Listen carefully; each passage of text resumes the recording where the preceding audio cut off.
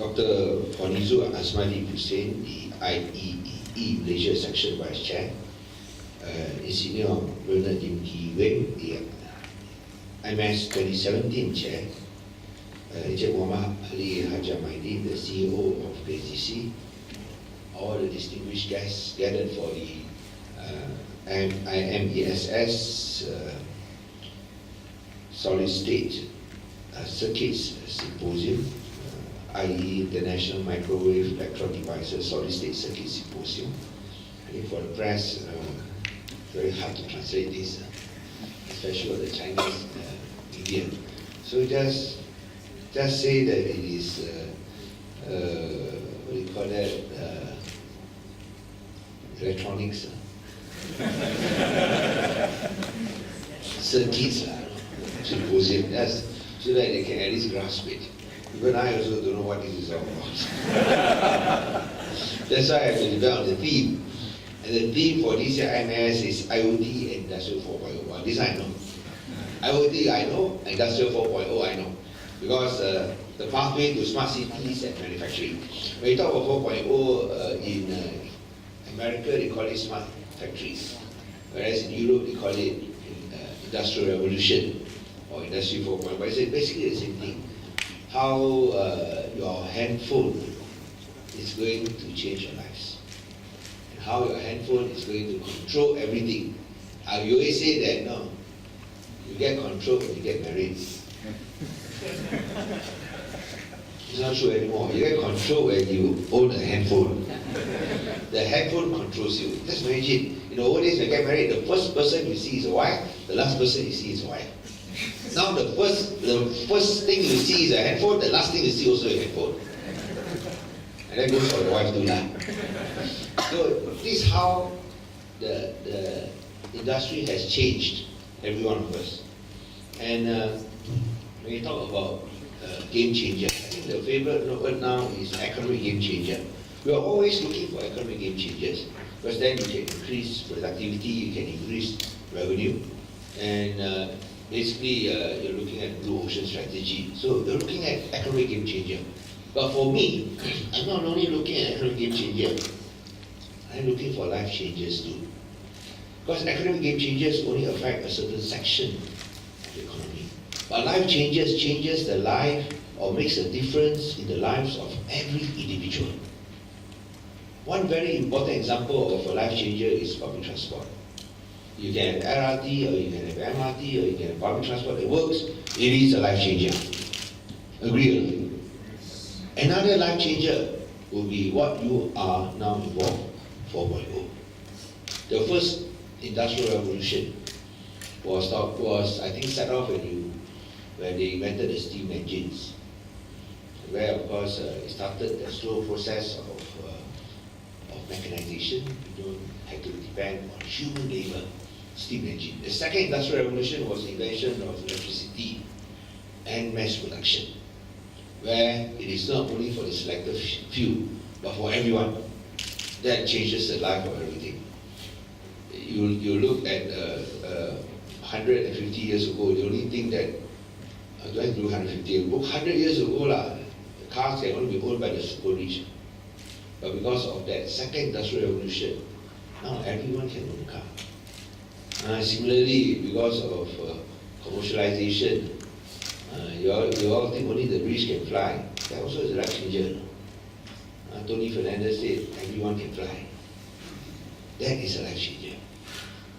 Third industrial revolution was, of course, the invention of the computers and internet. Started in the 1970s. And now we are the cusp of the fourth industrial revolution, where, as I said, you are controlled by your handphone. With your handphone, you can be in the US, but you can control your house. Open the door, shut the door, switch on the light, switch off the lights. Anything from your handphone. All your devices, cook the rice also no problem. From the United States, you can cook your rice in Penang. That is what is going to happen eventually. And that's why it's very important that we get involved. It's very important that we be part of Industry 4.0, because whether you like it or not, it is now upon us. and I think you know it much better than us. Even the media knows that times are changing. When you look at how media is disseminated, distributed, we are all affected by technology. And that's why I was just talking to Muhammad Ali, we were talking about the Penang Digital Library. Just a glimpse of what the future holds. When you look at the Penang Digital Library, libraries nowadays are all out of fashion. You ask your children to go to the library and read book, they say read what? Because they use the iPad. Whereas I'm so familiar with reading book, you ask me to read from iPad, I cannot read that. I say you need to use a book and flick. For them, no more. It is all through the iPad. So libraries are a bit outdated. Nowadays, you go to the library, you usually see either the very young or the very old. So we decided to do something different. What did we do? We built a digital library. Malaysia's first digital library is in Penang. Have you ever been there? Who has been to the digital library? Put up your hand. No, you got to tell. Okay, for those few who have been there, do you like it or not? Is it good? Not only you say it, 150 people say it every day. That is maximum capacity. Our capacity is 100%. We were surprised because we know libraries nowadays not that popular. So it's the highest, patronized library in Penang. 100%. I'm not saying that it's only during exam time, all the time.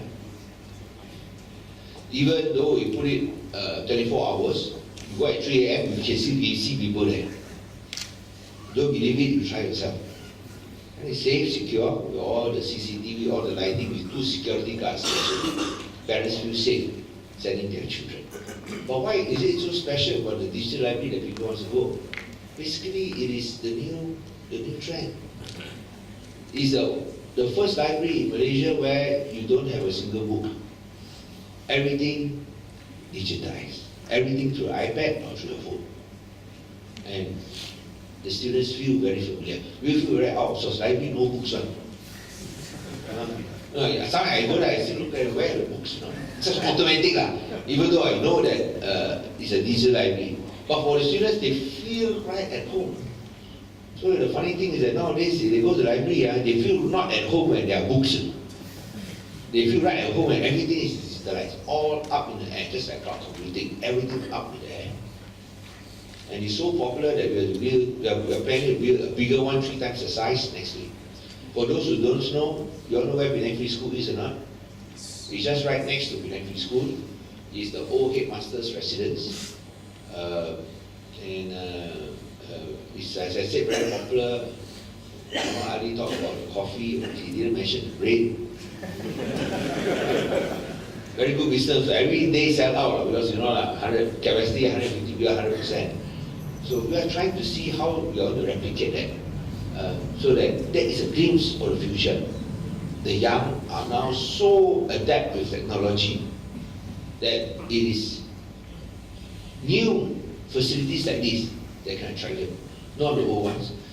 When I was young, one of my hobbies, what was hobby? Those my age may understand my hobby, stamp collection. Feeder tell me, you collect stamps also? Wow, my age group lah, this one. Who collects stamps? Young fellows who collect stamps nowadays? Only old fellows collect lah. Young fellows don't collect stamps nowadays. Because it's snail mail, isn't it? Nobody send letters, everybody send Gmail lah. Or go by email lah, Yahoo lah. Where you go send stamps, send by post one. Everyone is by email. So the world has changed. My stamp collection, no use of Canada already. I want to give my children, say, what is this? Stamp. What is a stamp? Oh, you want to put it there so that you can send mail. No, why you have to send by post? Cannot send by email. Last time no email. Oh, last time. Not interested. Whereas my father gave me his stamp collection, I was so excited. Showing to my friends, so proud. And then we exchange stamps. These are the joys. They no more. That's like when I was young, we all go and catch spiders and fight spiders. We all do that, no? We all very fighting, all do that. All very good boy, good girls. Man, I'll go to the leaves and then catch spider. And then nowadays people scared of spider. See spider run, you go and catch. Then put the matchbox, leaves and matchbox, take out and then fight. Where got iPad? Where got play computer games now? What games? What's the game I see on Astro TV? They Dota. I don't know what they're doing. I really don't understand why they're doing. And then why fight games can go on the TV and then got so many fans and then the prize money, wow, 1 million. No. Better than fighting spiders. Fight spiders already 1 million. This is how the world has changed. And even though sometimes I don't understand, I really don't understand. I think fighting spiders more exciting. When I was young, more exciting. And then you know just to let you all know this is an aside, nothing to do with electronics. Spiders they fight to the death. Sometimes their leg come out, they still fight and win one. Oh, you're pretty cheeky, very cheeky.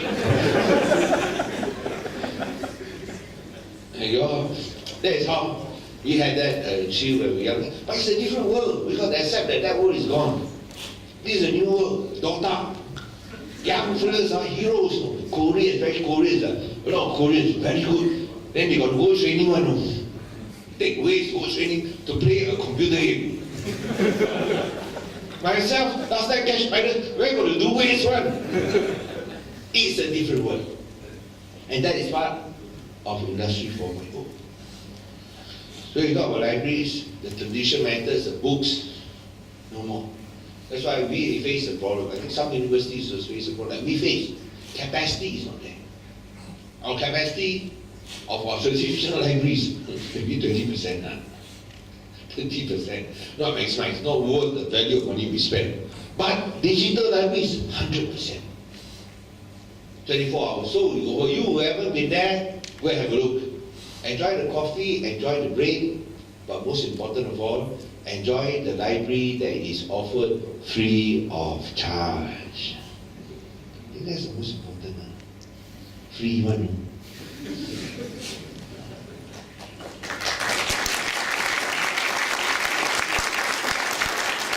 And you'll be surprised that it's not only young people, also some senior citizens also like to go there.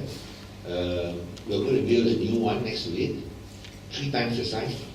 We'll probably outlining the details next week. But I think this is a new world that we are facing. That's why events like these are very important. Not only to get industry involved, Muhammad is trying to get industry involved. If he cannot do it, nobody else can do it. He can do it to get industry involved. Because I don't know why I want to tell some more to the industry, ask them to come in. We have done so much. We spent around 68 million ringgit so far to do our science initiatives, especially in STEM. We're not talking about STEM. We have a capacity learning center for STEM teaching.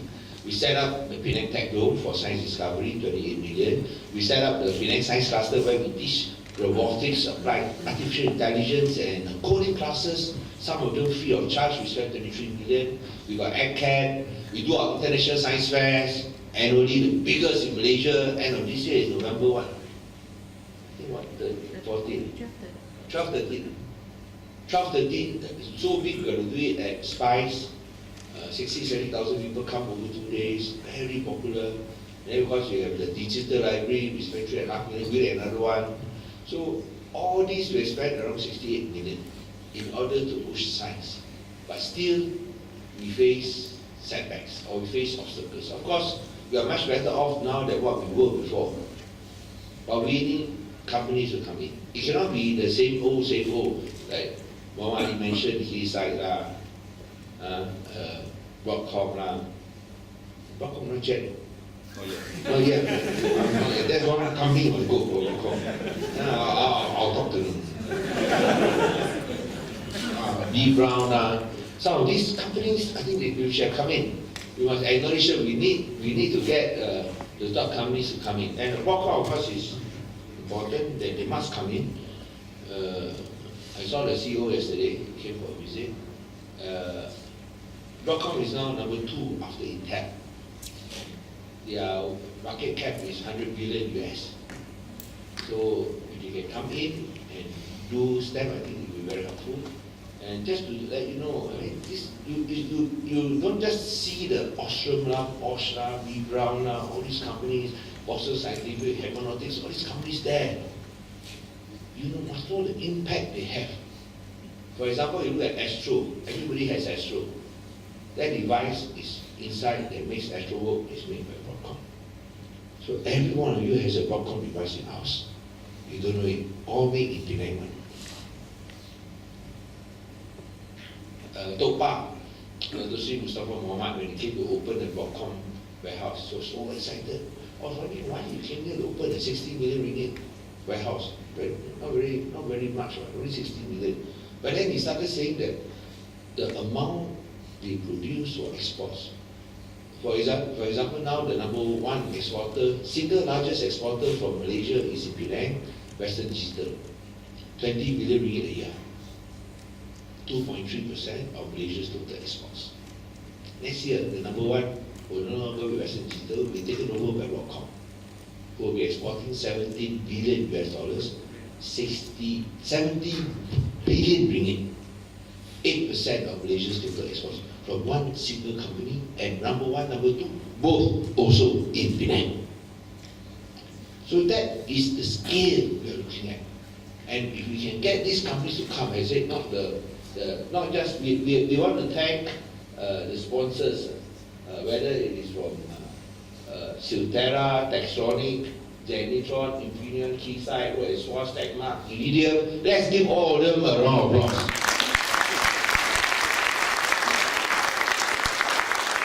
So you should have companies like Broadcom there, how come not there? So Mali, you talk to them, if they don't do it, then I'll come in. So I'm delighted that the inaugural IMESS 2016 was a successful event, and that's why we're doing the second one this year. And of course, this will make Penang visible as an electrical electronic engineering hub in a global engineering fraternity. I want to thank Engineer Bernardin and his team for the commitment and hard work. Thank Penang Skills Development Corporation, Encik Muhammad Ali, as well as the sponsors that I mentioned just now, to make this symposium a success, and most important of all, free of charge. In Penang, you don't give free of charge, very hard to get people. And worst of all, sometimes free of charge also they don't come. But as I said, we hope that they realize the value and importance, because this is a very technical symposium, but one has recognized as a premier technical conference on microwave theory, electron devices, and solid-state circuit in the region. The next big thing, of course, IoT, as I mentioned, and I don't need to explain how massive and important IoT is. It really will rule our lives, and if we are not part of IoT, we will not be able to survive. So, and like what was mentioned, I think in Silicon Valley, in this new age, data is king. Data is king. For Penang, we say we're going to add on one more word. Yes, data is king, but talent is everything. So we have to build human talent. We got to attract human talent. We got to retain human talent. And to do that, we are trying to make Penang more livable. Because it is not just the companies, it's also the place where they work.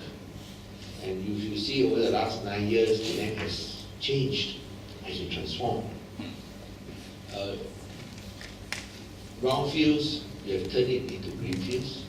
Just right in front of you, you see the Setia SPICE Convention Center. SPICE was actually suggested by me. It's an underground convention center. SPICE stands for Subterranean Penang International Convention and Exhibition Center. SPICE, spicy lah, SPICE. And there's a 300 million ringgit private financial initiative by SP Setia. And if you all remember, before 2008, it was very rundown. Nobody wants to go. But now it is one of the best, until it is desired location for their conferences and exhibition, that you have to book 1 day in advance to get a place. And one of our successes was attract world-class events. We just got the World Seafood Congress to do their first congress in Asia. And we beat bids from China and Japan. Penang, no, KL. Penang can beat bids from China and Japan to hold the first World Seafood Congress in Asia. And of course, these are some of the attractions, those which are failed, we are reviving it. We're not talking about new projects. New projects is easy. You build from scratch. We're talking about old failed ones, we turn it around. This is one of those, we turn it around. Another we turn it around is Penang Hill. Who has not been to Penang Hill? You have been to Penang Hill? No? Who has been to Penang Hill? Put out your hand. Oh, a bit more lah. Hey, you must go out and relax and enjoy life a bit lah.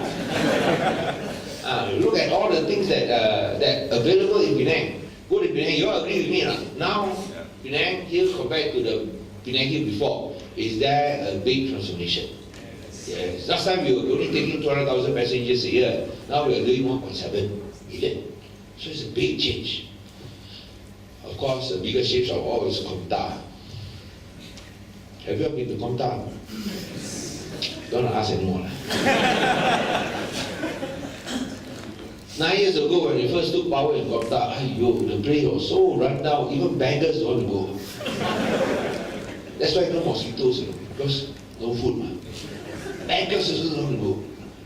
Then he said, no, we have to go and turn it around, transform it. And look at Komta now. It's transformed. Still some way to go, but it's transformed. That's why we hope to bring Prince Charles when he come and visit Penang on the 6th to 8th of November next month.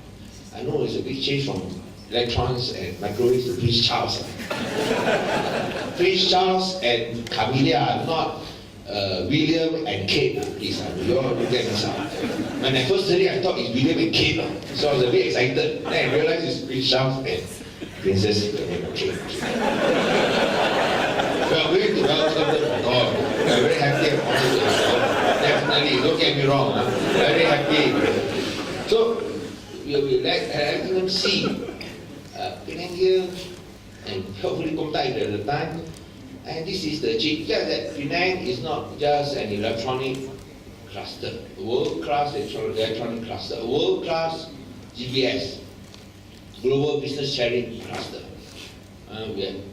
You look at Citigroup. I always like to use Citigroup as the premier example. But all the top companies doing GBS, Citigroup, 1,300 headcount, global financial credit hub, 50 million transactions. They do over 24-hour period. Transaction value, 15 trillion US dollars. How many times bigger than Malaysia's GDP? 15 trillion US dollars. If Penang can handle the demands of a world-class conglomerate like Citigroup, we can do anything. Correct, no?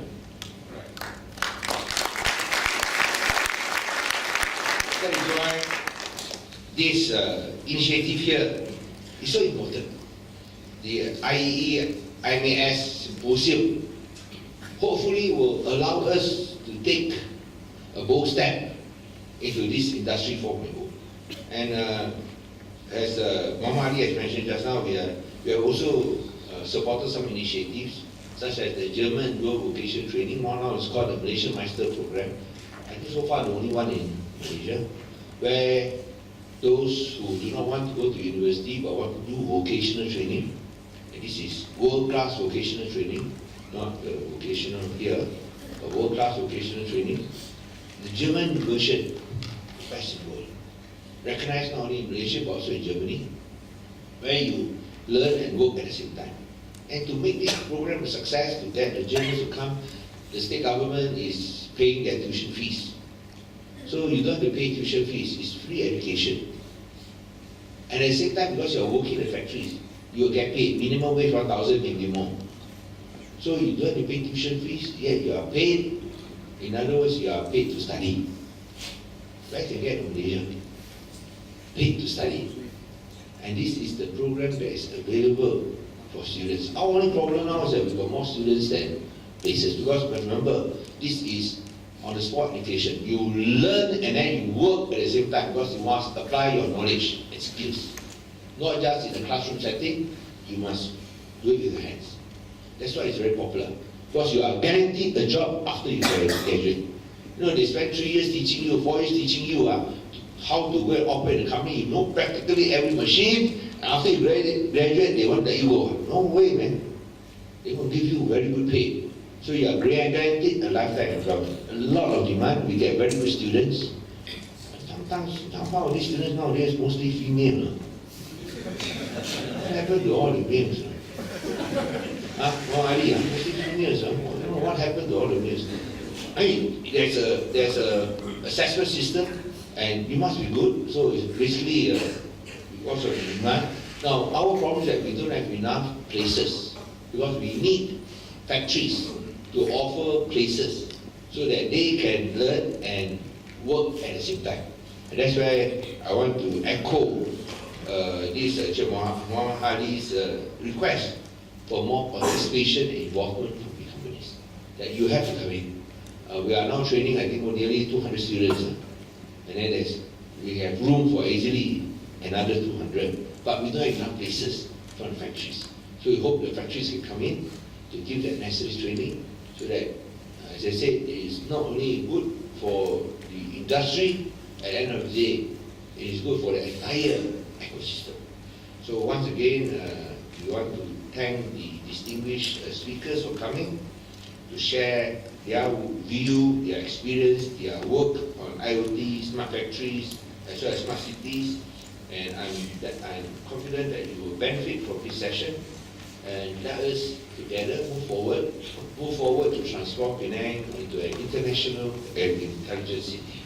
Wishing everyone a fruitful and productive symposium. Thank you.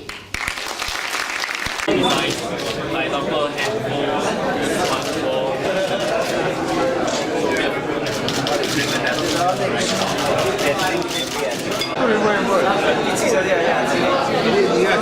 ini satu boleh, ini macam ini boleh buat 1,000 handphone. So itu yang mahal. 1,000 handphone. 1,000 pieces. So we have things, for example,